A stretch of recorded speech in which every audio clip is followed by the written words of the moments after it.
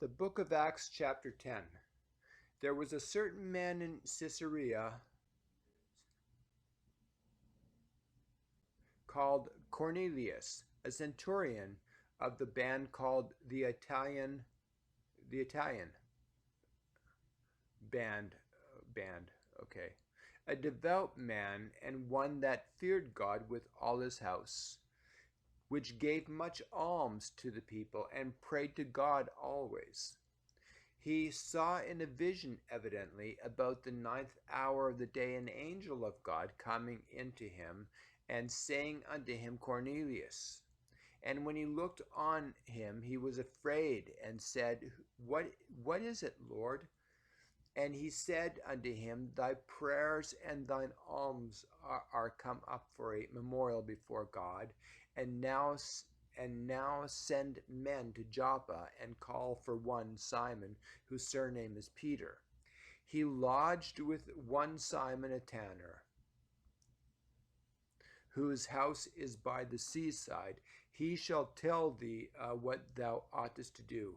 And when the angel which spake unto Cornelius was departed, he called two of his household servants, and a devout soldier of them that waited on him continually.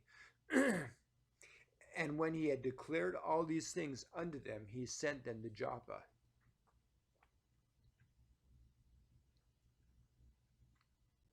On the morrow, as they went on their journey and drew nigh unto the city, Peter went up upon the housetop to pray about the sixth hour, and he came very hungry.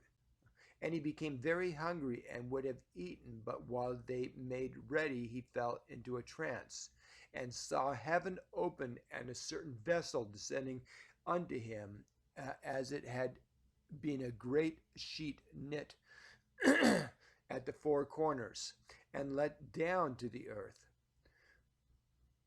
wherein were all manner of four-footed beasts of the earth, the wild beasts, the creeping things, the fowls of the air. And there came a voice to him, Rise, Peter, kill and eat. But Peter said, Not so, Lord, for I have never eaten anything that is common or unclean. And the voice spake unto him again the second time, that what God hath cleansed, that call not thou common. This was done thrice, and the vessel was received up again into heaven. Now, while Peter doubted in himself what this vision which he had seen should mean, behold, the men which were sent from Cornelius had made inquiry for Simon's house, and stood before the gate, and called and asked whether Simon was surnamed Peter, was lodged there. While Peter thought on this vision, the Spirit said unto him, Behold, three men seek thee. Arise therefore and get thee down, and go with them, doubting nothing, for I have sent them. Then Peter went down to the men which were sent unto him from Cornelius, and said, Behold, I am he ye seek. What is the cause wherefore ye are come? And they said, Cornelius, a centurion, a just man, and one that feareth God, and of good report among all the nation of the Jews, was warned from God by an holy angel to send for thee unto his house, and to hear words of thee. Then called he them in and lodged them. And on the morrow Peter went away with them, and certain brethren from Joppa accompanied them. And on the morrow after they entered into Caesarea, and Cornelius waited for them, and had called together his kinsmen and near friends. And as Peter was coming in, Cornelius met him, and fell down at his feet, and worshipped him. But Peter took him up, saying, Stand up, I myself also am a man. And as he talked with him, he went in and found many that were come together. And he said unto them, Ye know how that it is an unlawful thing for a man that is a Jew to keep company or come unto one of another nation, but God hath showed me that I should not call any man common or unclean. Therefore came I unto you without gainsaying, as soon as I was sent for. I asked therefore for what intent ye have sent for me. And Cornelius said, 4 days ago I was fasting until this hour, and at the ninth hour I prayed in my house, and behold, a man stood before me in bright clothing, and said, Cornelius, thy prayer is heard, and thine alms are had in remembrance in the sight of God.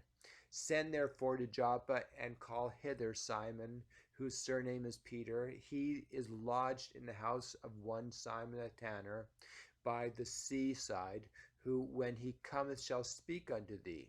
Immediately therefore I sent to thee, and thou hast well done that thou art come.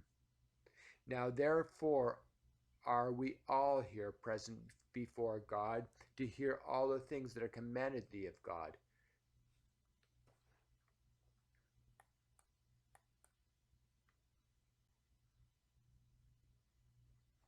Then Peter opened his mouth and said, Of a truth I perceive that God is no respecter of persons, but in every nation he that feareth him and worketh righteousness is accepted with him.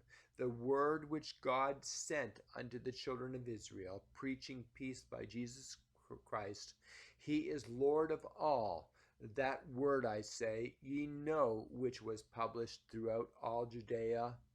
I say ye know, which was published throughout all Judea, and began from Galilee after the baptism which John preached, how God anointed Jesus of Nazareth with the Holy Ghost, how God anointed with the Holy and with power, who went about doing good and healing all that were oppressed of the devil, for God was with him.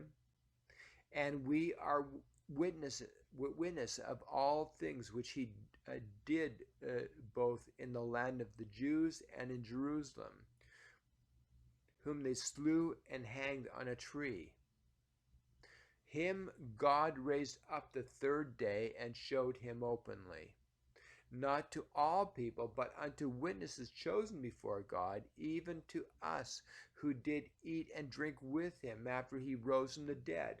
And he commanded us to preach unto the people and to testify that it is he which was ordained of God to be the judge of quick and dead.